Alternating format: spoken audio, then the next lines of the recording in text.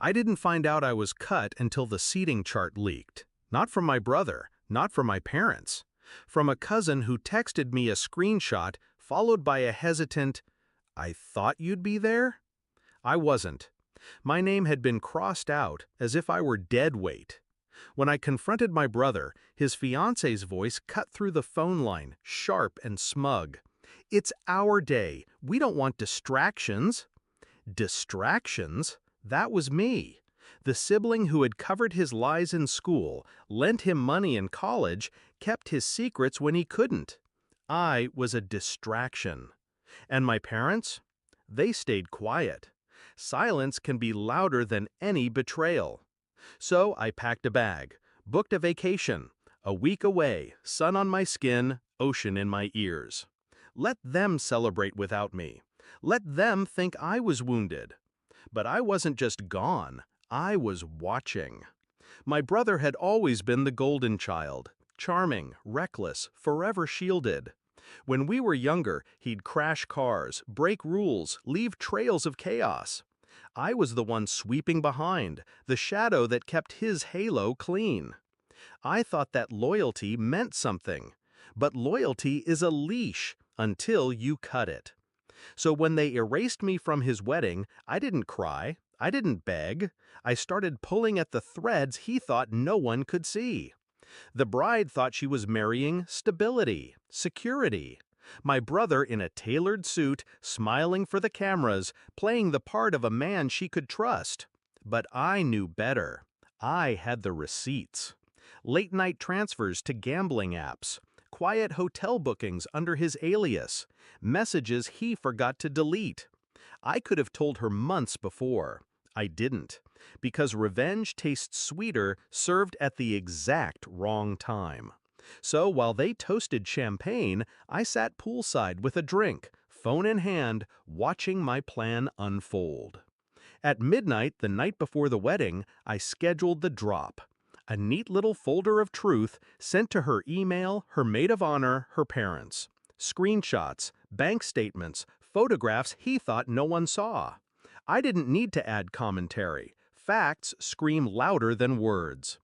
By dawn, my phone was vibrating nonstop. By noon, the ceremony was in ruins. The bride's family pulled funding. The guests whispered. The bride herself? She walked out in her dress, veil torn, leaving my brother at the altar with cameras rolling and his sins printed across glowing screens. Meanwhile, I was unreachable. No service, I'd set my voicemail to say. Out of range. But I was very much in range, watching the implosion from afar, every frantic call lighting up my phone like fireworks.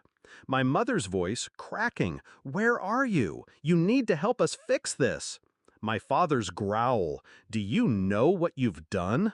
And my brother, begging, "Please, please pick up. You can explain. You can fix this." Fix this. That's all I'd ever been good for. Their fixer, their shield, their scapegoat. Not anymore. When I landed back home 3 days later, I didn't go to their house. I went to mine. Silence is its own confrontation. It wasn't until the fourth day that they came to me.